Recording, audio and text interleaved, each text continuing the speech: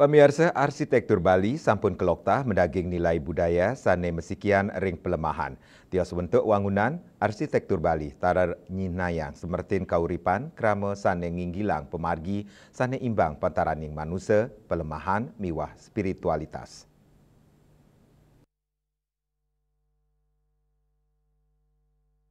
Semertin trihi tekarana inggih punika tetiga pemargi ring sejeroning mangge kahanan imbang ring parayangan, pawongan turmaning pelemahan, saneka angin dasar utama ring rancangan arsitektur tradisional Bali.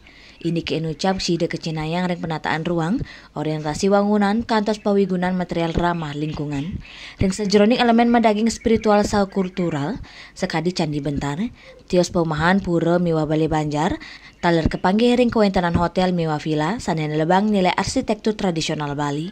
Kanan inucap nyinayang kearifan lokal sida anutin panglipakan zaman tur ngembel identitasnya nih. Jadi kita ngelihat rancangan-rancangan tersebut salah satunya dari aspek itu dan bagaimana mengambil nilai-nilai lokalitas dari arsitektur Bali, dari landscape-nya, bentang alamnya, karena kita tahu Bali itu sangat unik gitu ya.